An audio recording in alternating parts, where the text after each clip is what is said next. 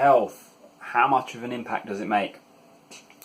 I am of the line of thinking, and I've stated this in videos a while ago, not recent videos, but we've got to get a list of priorities going when it comes to singing. So 80–90% of what's going to improve your sound and get you sounding professional is your technique, getting good at what you do. Now the other 10%, there are other factors. So things like your diet and your health being the primary ones.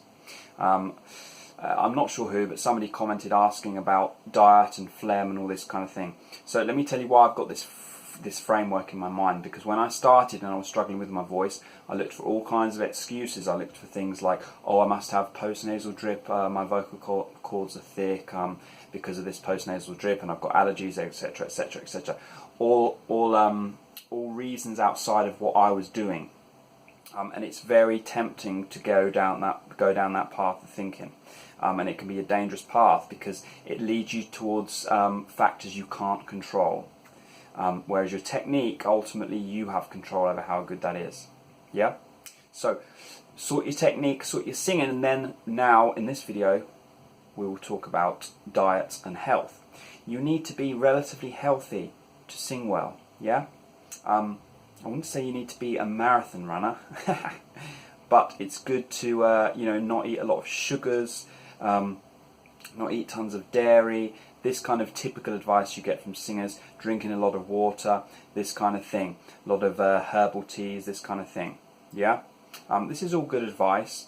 I would say water, being well hydrated is the primary one, and getting enough sleep. Now I struggle with sleep because I suffer from something called middle insomnia. I often only sleep 3 or 4 hours and I wake up. So that part is very frustrating for me. I have to spend a lot of time riding my bike, doing things so I can get tired and hope that I sleep more. Some weeks it works out, some weeks not so much. With the diet thing, I've never really paid too much attention other than just generally eating healthy vegetables, fruit, not too much sweets, not too much junk food, this kind of thing. When I was 30, I kind of made a decision, right, I'm going to start looking after myself, not really for just singing, but for just general in life. I want to live for a long time. I don't want to die at 65 of a heart attack. Certain health problems have run in my family, so I need to be wary of that. But it also happens to benefit my singing.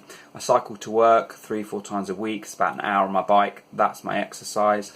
Yeah, for me, dairy, I've never really felt like it had much of an impact. One thing I will say though is, straight after a meal I generally won't sing. I sing better 2 or 3 hours after I've eaten. Yeah, or if I'm hungry I'll sing better. If I've just eaten, generally I find it a bit tricky.